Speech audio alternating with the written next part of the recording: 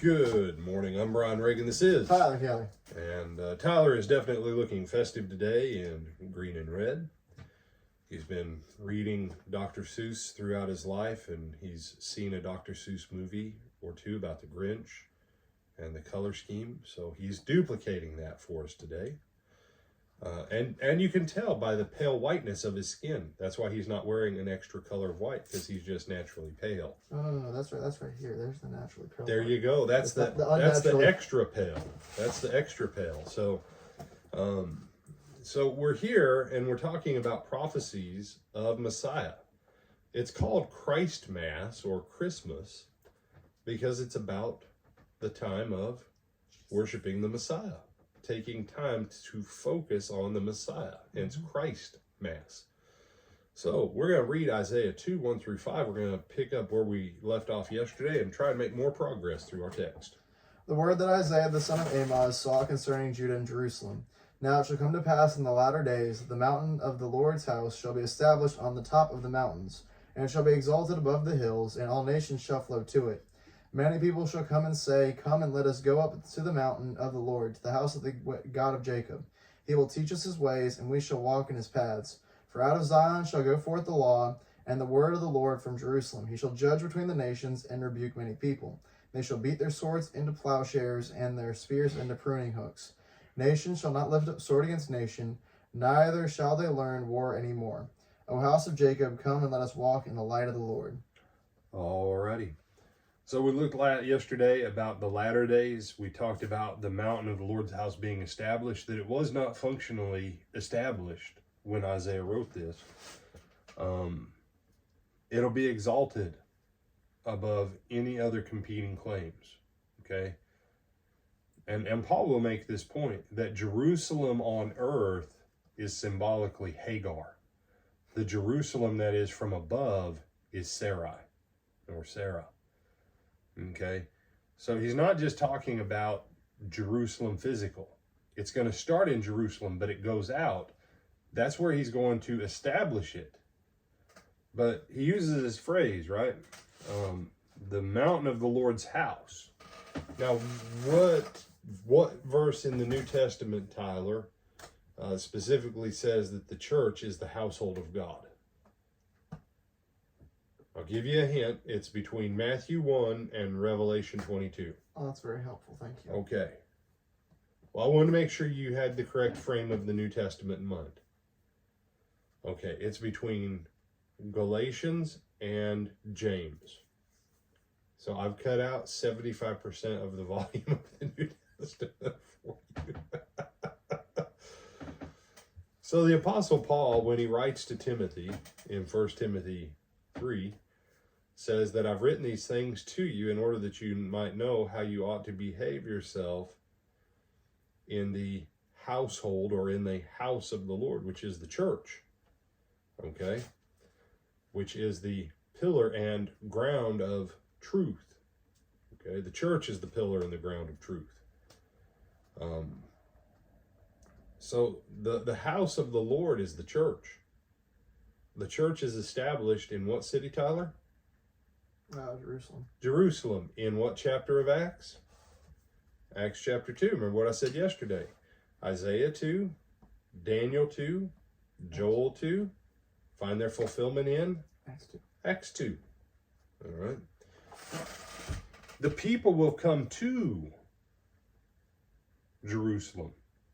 And Acts 2, we read, a table of nations that have come to Jerusalem. They will hear the word of the Lord, and from them, the word of the Lord about what's going on here goes back out. All right?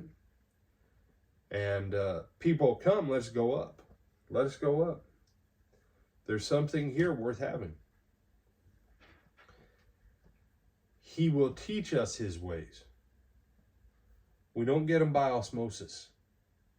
All right? We have to choose to learn them, because did you know that God can't teach you anything unless you choose to learn?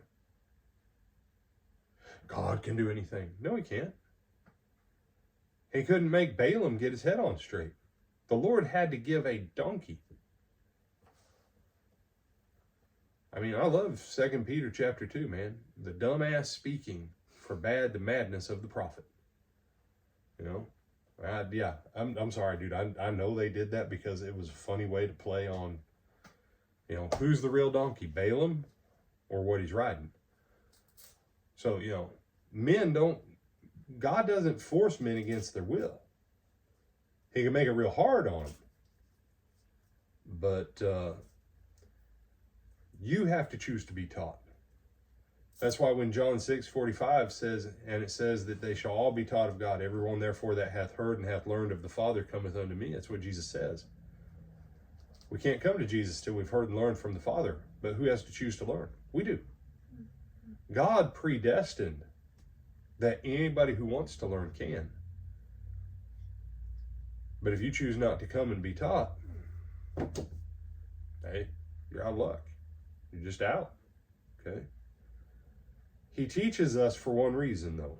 What does it say after it says, and he will teach us his ways, Tyler? Verse 3. And we shall walk in his paths.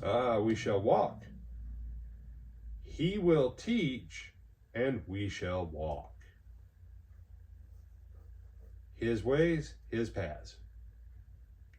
Where's that theme going to come back up that most people quote it in the book of Isaiah, Tyler? I'll give you hints between Isaiah chapter 54 and Isaiah chapter 56. Would be Isaiah chapter 55. That would be Isaiah 55. His ways are not our ways. His thoughts are not our thoughts. Right.